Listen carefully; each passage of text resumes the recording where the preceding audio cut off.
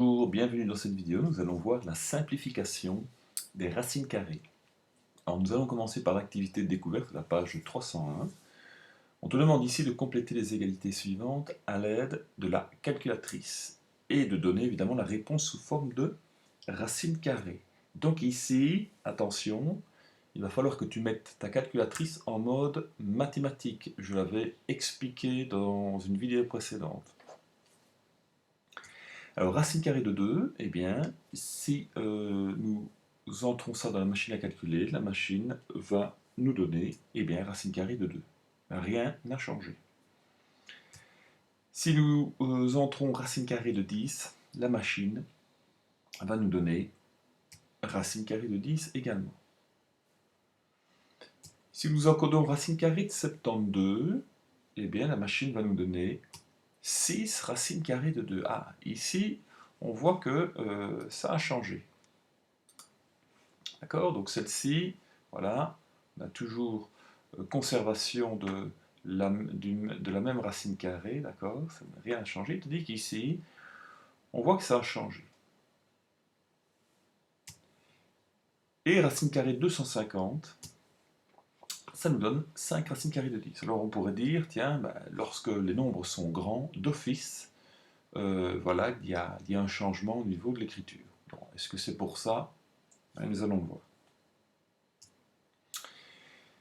Alors, analyse de l'activité découverte, eh bien, lorsque les nombres compris dans la racine sont plus grands, donc voilà, c'est bien ce que j'ai dit, il semblerait que la calculatrice transforme les racines de départ de manière à faire apparaître des racines plus petites. Ben oui, là on a 72, on voit que sous le radical, le radicand maintenant vaut 2. Et là on avait 250, sous le radical, eh bien, le radicand vaut 10. Mais on a quand même ici un nombre, on voit, qui se situe avant la racine carrée. Alors, comment est-ce que l'on fait exactement pour avoir ça? Et bien donc ici, nous allons voir donc les simplifications des racines carrées. Alors, simplifier une racine carrée, eh bien, c'est la transformer en une expression de la forme A racine carrée de b. Alors attention, quand on ne voit rien, évidemment, c'est une multiplication. Donc ici, c'est a multiplié par racine carrée de b. Alors dans cette expression, eh bien, a est un entier, donc entier, ça veut dire qu'il peut être négatif, et b est le plus petit naturel possible. Oui, naturel, pourquoi? Parce que les nombres naturels sont les nombres entiers positifs, et tu sais bien que la racine carrée d'un nombre négatif, ça n'existe pas. Donc voilà, a est un entier, et b doit être un nombre naturel le plus petit possible. Ben oui, ça veut dire qu'on aura fait la simplification jusqu'au bout. D'accord? Donc voilà, simplification maximale. Bien. Alors, pour simplifier la racine carrée d'un nombre positif, il faut eh bien, transformer le radicand en un produit de deux nombres dont un des facteurs est le plus grand carré parfait possible. Donc on avait vu, les nombres carrés parfaits, ce sont tous les nombres qui proviennent du carré de nombres entiers. Donc 0 au carré 0, 1 au carré 1, 2 au carré 4, 3 au carré 9, et ainsi de suite. Donc il faut essayer de trouver le produit de deux nombres, et dont l'un des deux est le plus grand carré parfait. Et bien pour racine carrée de 72, donc ce produit, voilà, d'accord, il va être constitué de 2 et de 36. Donc 36 est bien le plus grand carré parfait possible.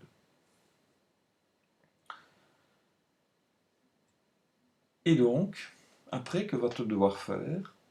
Eh bien, il va falloir appliquer la règle de calcul relative à la racine d'un produit. Donc on a vu dans la vidéo précédente que la racine carrée d'un produit est égale au produit des racines carrées. Donc ici, racine carrée de 2 fois 36, qu'est-ce que je vais faire? Eh bien, je vais éclater ça, si vous voulez, hein, si tu veux, en produit de deux racines. carré, donc racine carrée de 2 fois racine carrée de 36. Et puis il me suffit ensuite de calculer eh bien, la racine du carré parfait. Voilà. Quel est le nombre qui est élevé au carré me donne 36? Ben, tu le sais bien, c'est 6. Et racine carrée de 2, ben, ça reste comme ça. Alors ici, il y a une convention d'écriture à respecter. C'est un peu comme les expressions algébriques. Dans les expressions algébriques, on ne va pas écrire a fois 2. On va écrire 2 fois a et donc 2a. Le coefficient numérique se place avant la partie littérale. Et bien pour les racines carrées, c'est à peu près la même chose. Puisque racine carrée de 2 est une racine carrée que l'on ne peut pas simplifier, parce que si on essaye de simplifier ça, enfin de calculer, ça va nous donner un nombre avec une partie décimale qui est illimitée, non périodique. Donc ici, c'est un peu comme si on avait la partie littérale, d'accord? Et là, on a le coefficient numérique. Donc, par convention d'écriture, voilà, on met le coefficient avant la racine carrée. Donc 6 fois racine carrée de 2. Et aussi, on ne laisse pas le signe opératoire du produit. Donc le fois, on l'enlève. Donc on obtient 6 racine carrée de 2. Voilà. Pas très compliqué. Alors, ils vont dire, oui, mais pas toujours évident de trouver un produit de deux nombres dont le plus grand est un carré parfait. Oui, c'est clair, mais on verra une autre méthode par après qui, voilà, qui pour moi est la meilleure. Mais pour des nombres qui sont relativement petits, il est encore moyen, il est encore facile de trouver ce nombre carré parfait. Donc voilà, comme je l'expliquais ici, hein, pour les conventions d'écriture, c'est un peu comme pour les monômes, donc a fois 4, c'est égal à 4 fois a, c'est égal à 4a. Donc voilà, ici, on montre que c'est le même principe. Alors, si un coefficient précède la racine de départ, il suffit de le multiplier avec la racine carrée du carré parfait. Alors, qu'est-ce que ça veut dire ça? Eh bien, si j'ai 5 racines carrées de 20, et que je veux simplifier, donc déjà, je sais qu'entre 5 et racine carrée de 20, c'est un produit. D'accord? J'insiste, hein, à la limite, pour que vous écriviez cette étape-là, pour ne pas que vous vous trompiez. Parce qu'il y en a encore qui vont trouver là-dedans une somme, d'accord, alors qu'il n'y en a pas. Donc c'est bien un produit. Alors racine carrée de 20, bah, c'est facile de trouver quand même ici le produit de deux nombres dont l'un est le plus grand carré parfait, c'est 4 fois 5.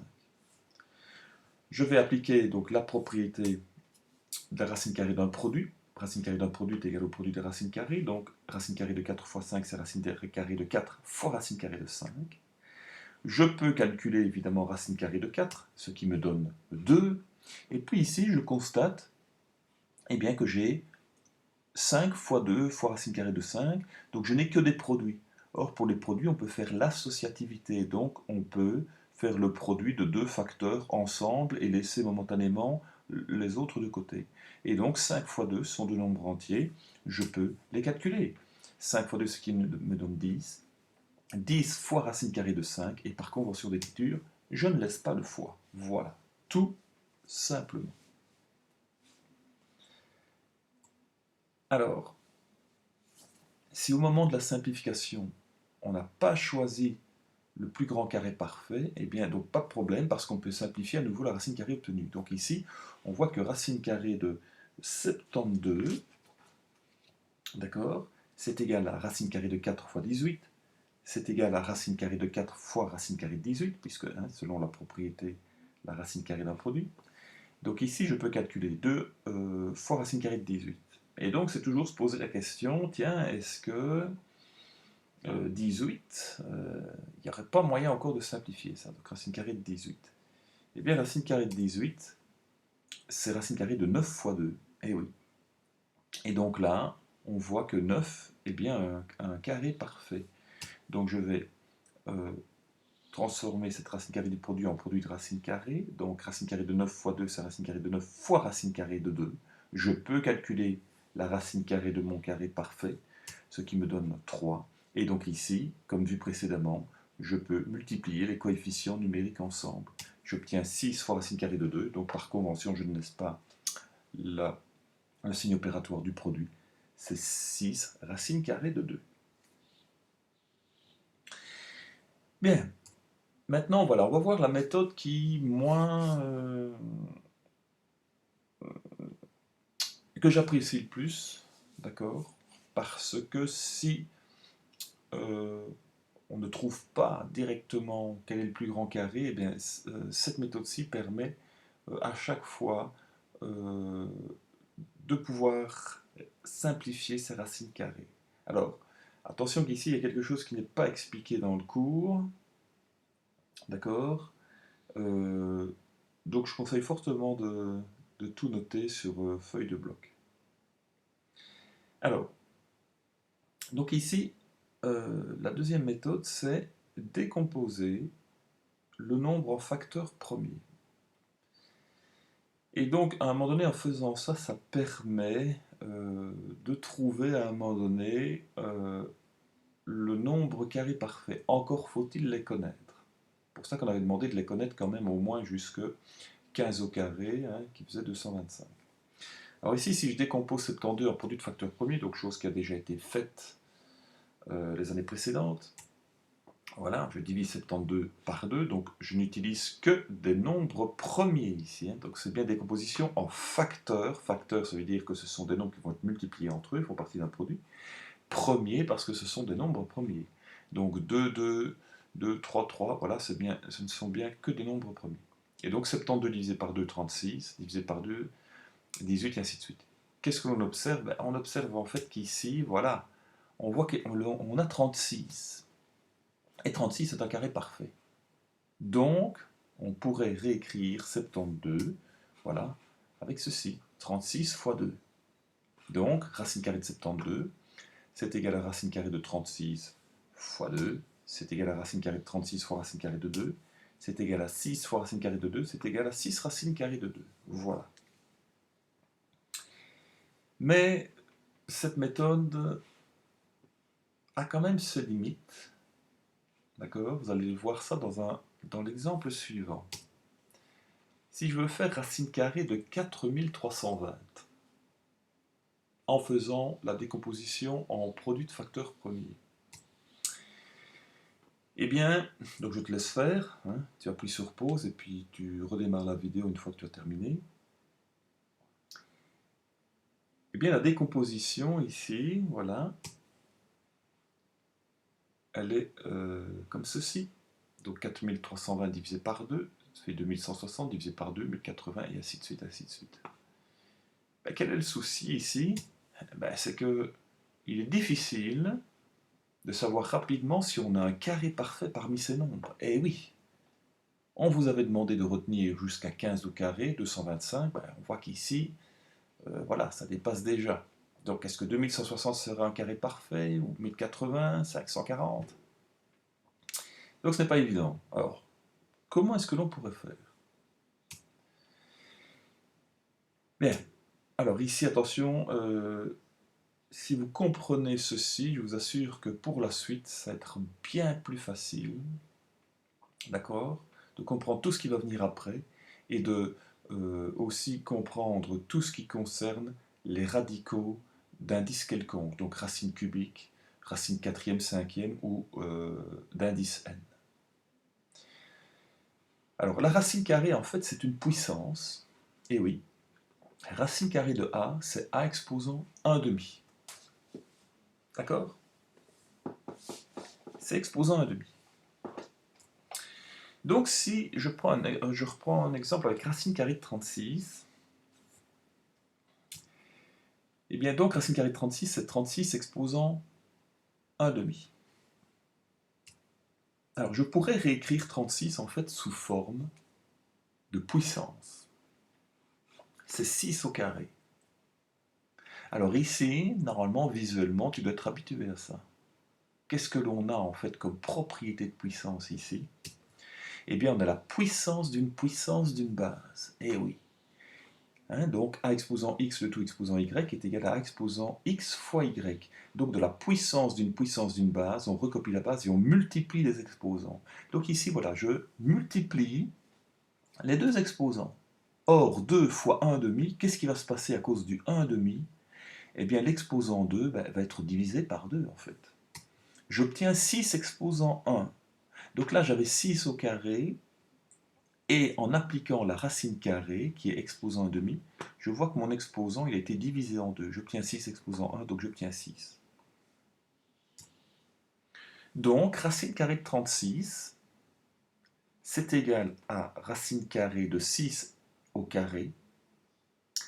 Et donc, regardez ici, je ne passe pas par exposant 1,5. Hein. Ici, quand je fais tout ce développement-ci, c'est bien pour vous expliquer ce qui se passe exactement avec l'exposant, d'accord? Mais vous, dans vos développements futurs, vous ne passerez pas par l'écriture de puissance, sous forme de puissance. Vous garderez l'écriture avec le radical.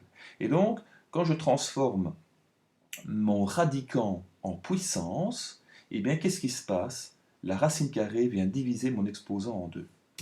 Voilà, donc la racine carrée a divisé l'exposant par 2. C'est important, ça. C'est vraiment ça qu'il faut retenir. D'accord?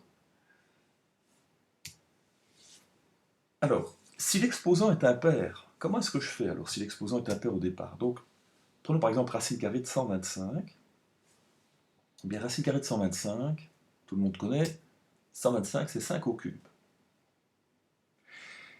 Et donc, puisque je viens de dire que, en fait, la racine carrée venait diviser les exposants en 2, vous allez dire, oui, mais là, j'ai un exposant 3. Si je viens diviser mon exposant 3 en 2, ça me fait 1,5. Ça ne va pas, ça. Je ne sais pas ce que c'est, moi, exposant 1,5. Eh bien, on va devoir contourner cette difficulté. Donc, attention ici. Hein. Donc, je réécris, voilà, ma racine carrée sous forme de puissance. C'est donc 5 au cube, le tout exposant 1,5. Alors, ce qu'il me faudrait, moi, l'idéal, ce serait d'avoir un exposant pair pour pouvoir le diviser par 2. Mais il est impair. Alors, c'est là toute la subtilité. Donc 3 n'est pas divisible entièrement par 2, mais je vais utiliser cette propriété ici, produit de puissance d'une même base. Rappelle-toi que le produit de puissance d'une même base, eh bien qu'est-ce que je faisais? Je recopiais la base et j'additionnais les exposants. D'accord? Eh bien, si je prends cet exemple-ci, 5 au carré fois 5 exposant 1, ben c'est bien un produit de puissance de même base, je recopie la base, j'additionne les exposants, ça veut dire 5 exposants 2 plus 1, égale 5 au cube. Or, moi, ici, dans mon exemple, j'ai 5 au cube. Donc, là, vu que j'ai des égalités, ben, je peux très bien, en fait, commencer par la fin pour retrouver ceci, ce que j'ai au début. Voilà, je vais alterner. 5 au cube, c'est égal à 5 exposant 2 plus 1, c'est égal à 5 au carré fois 5 exposant 1. Et regardez ici, enfin, regarde, j'ai bien une puissance avec un exposant pair. Ouais, mais que va-t-on faire de l'autre alors? Ah ben, on va le voir. Donc maintenant, qu'est-ce que je viens faire? Mon 5 au cube, je le remplace évidemment par ceci. C'est 5 au carré fois 5 exposant 1. Hein, voilà, si je reviens en arrière, 5 au carré fois 5 exposant 1, il me suffit de recopier la base et d'additionner les exposants. Donc voilà, j'ai transformé ma puissance en un produit de puissance de même base. Et maintenant, puisque j'ai un produit qui est élevé à une puissance, eh bien j'utilise la propriété que j'ai la puissance d'un produit. Donc A fois B, le tout exposant X, je vais aller appliquer mon exposant, d'accord, à chaque, ici, à chaque facteur. Donc je vais aller appliquer 1,5 à 5 au carré et 1,5 à 5 exposant 1. Et donc, qu'est-ce qui va se passer?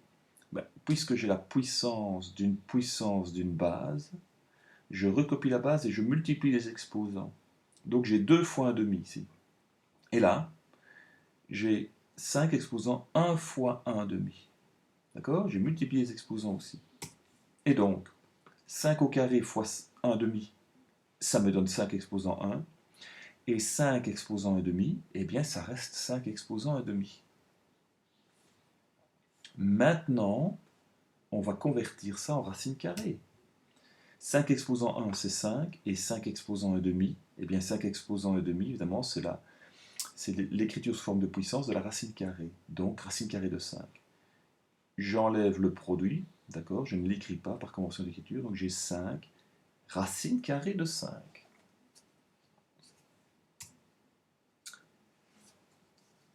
Donc, ici, je vais faire la même chose, mais en gardant l'écriture sous forme de racine. Donc je l'ai dit, le passage par l'écriture d'exposant 1,5, c'est simplement pour expliquer pourquoi. Voilà, on peut à un moment donné, on sait travailler avec les puissances, d'accord? Et que les exposants sont divisés en deux. Donc si toi, lors d'un exercice, on te demande de simplifier racine carrée de 125, et que tu ne sais pas quel est le produit de deux nombres dont un des facteurs est le plus grand carré parfait, eh bien, on écrit sous forme de puissance. 125, donc c'est 5 au cube, donc j'ai racine carrée de 5 au cube. Et puis ici, je viens transformer 5 au cube sous forme de produit de puissance d'une même base, en ayant toujours un exposant qui est un nombre pair, et l'autre exposant qui est 1. Donc en fait, c'est toujours le nombre pair en dessous ici du nombre impair, donc 2 qui est en dessous de 3, auquel j'ajoute 1. Si ça avait été 6, ça aurait été 5 plus 1. Si ça avait été 11, ça aurait été 10 plus 1. D'accord? Donc voilà. Et maintenant, vu que j'ai la racine carrée d'un produit, eh bien, qu'est-ce que je peux faire? J'applique la propriété, d'accord? Voilà, où je fais le produit des racines carrées. Alors évidemment, le 5 exposant 1, je ne vais pas le laisser tout le temps, ça ne sert à rien, puisque exposant 1, d'accord, on peut ne pas l'écrire, par convention d'écriture. Donc voilà, je ne l'écris pas. J'ai racine carrée de 5 au carré fois racine carrée de 5. Ceci, je peux le calculer parce que je sais que la racine carrée divise les exposants en deux. Donc j'obtiens 5, et là, racine carrée de 5, qui reste comme ça, donc j'ai 5 racine carrée de 5. Je fais un autre exemple. Là, c'est déjà écrit sous forme de puissance. Racine carrée de 3 exposants 7. Donc, il me faudrait, moi, un exposant pair pour pouvoir le diviser par 2. Or, j'ai 7. Eh bien, qu'est-ce que je vais faire? Je vais l'écrire sous forme de produit. Donc, 3 exposants 7, c'est 3 exposants 6 fois 3 exposants 1. Voilà, c'est toujours le nombre pair juste inférieur au nombre impair auquel j'ajoute 1. Et vu que j'ai la racine carrée d'un produit, je fais le produit des racines carrées. Donc j'applique la racine carrée sur 3 exposants 6 et sur 3. Ici, j'ai l'exposant pair, donc on sait que la racine carrée va diviser mon exposant en 2. Donc j'obtiens 3 exposants 3. Et ici, racine carrée de 3 qui reste telle quelle. Il me reste à calculer ma base ici numérique, ce qui me fait 27 racine carrée de 3. Voilà. Autre exemple encore, comme ça on aura fait le tour. 2 exposant 11. Eh bien, 2 exposant 11, le nombre 11, ce sera 10 plus 1. Donc, c'est 2 exposant 10 fois 2 exposant 1. Donc, la racine carrée du produit, je vais faire le produit des racines carrées. Donc, j'ai racine carrée de 2 exposant 10 fois racine carrée de 2. La racine carrée divise les exposants en 2, donc j'obtiens 2 exposant 5 fois racine carrée de 2 qui reste telle quelle. Je calcule, j'obtiens 32 racine carrée de 2. Tout simplement. Et donc je vais faire un autre exemple maintenant avec un nombre beaucoup plus grand. Racine carrée de 4320. Alors ici, qu'est-ce que l'on va faire?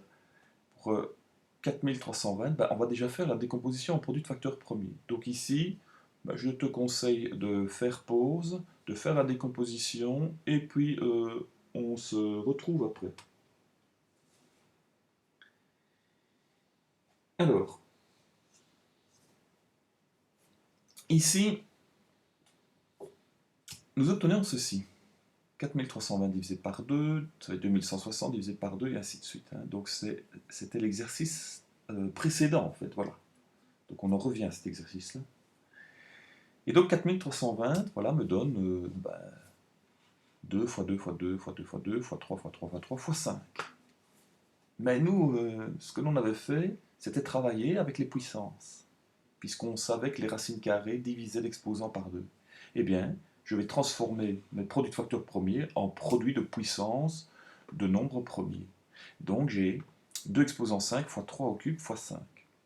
Et donc je vais faire la racine carrée de tout ça. Alors oui, j'ai des exposants impairs. Eh bien, à moi, évidemment, de faire le changement, comme vu précédemment. Donc, 2 exposant 5, c'est 2 exposant 4 fois 2 exposant 1. 3 au cube, c'est 3 au carré fois 3 exposant 1. Et puis j'ai 5 exposant 1. Je vais faire la racine carrée de tout ça. Voilà. D'accord? Et donc, puisque j'ai la racine carrée de produit, je peux faire le produit des racines carrées. Racine carrée de 2 exposant 4, racine carrée de 2, je ne laisse pas le exposant 1 par convention d'écriture, racine carrée de 3 au carré, racine carrée de 3, je ne laisse pas l'exposant 1 non plus, racine carrée de 5, idem, je ne laisse pas l'exposant 1. Et donc je vais déjà calculer les racines carrées des nombres ici avec exposant pair. Voilà, racine carrée de 2 exposant 4, je divise l'exposant par 2, ça me fait 2 exposant 2. 3 au carré, je divise l'exposant par 2, ce qui fait 3 exposant 1, mais je ne le note pas. Et pour racine carrée de 2, racine carrée de 3 et racine carrée de 5, eh bien, ce sont des racines qui sont déjà irréductibles. Alors maintenant, vu que j'ai un produit, eh bien, je n'ai que des facteurs, donc je peux permuter mes facteurs et multiplier certains facteurs entre eux. Donc 2 au carré et 3, je peux calculer 2 au carré et le multiplier par 3. D'accord? Donc ça va me donner 12, donc c'est bien 4 fois 3. Et ici, j'ai un produit de racine carrée. Donc, produit de racine carrée, je vais utiliser la propriété.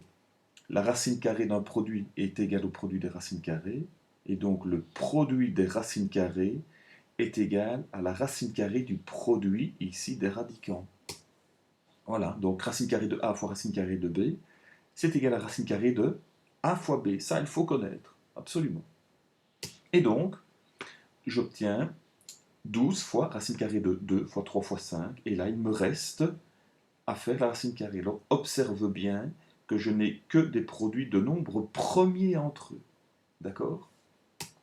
Donc, je vais obtenir, à un moment donné, un produit, donc le résultat du produit, 30, qui sera un nombre dont on ne sait pas faire la racine carrée. D'accord? On ne sait pas simplifier, puisque à chaque fois les bases ici, l'exposant vaut 1. Je n'aurai jamais d'exposant pair. Donc 30, racine carrée de 30 est irréductible. Donc voilà, j'obtiens 12 racines carrées de 30. Donc arrivé à ce point de matière, on constate qu'il existe 3 types de racines carrées. Il y a des racines à calculer, des racines carrées à calculer, pardon, qui sont des carrés parfaits, des racines carrées à simplifier, des racines carrées irréductibles. Exemple, racine carrée de 14, eh bien, ça donne racine carrée de 14. C'est une racine carrée qui est irréductible. Racine carrée de 64, ça donne 8. C'est une racine carrée qui est à calculer. Et enfin, racine carrée de 12, qui donne racine carrée de 4 fois 3 égale 2 racine carrée de 3, qui est une racine carrée à simplifier. Alors pour simplifier ou calculer la racine carrée d'un nombre décimal, il faut le transformer en fraction. Et oui. Et appliquer les règles de calcul vues précédemment. Alors, par exemple, racine carrée de 1,44. Comment faire pour ça? Alors je vais d'abord partir d'autres exemples.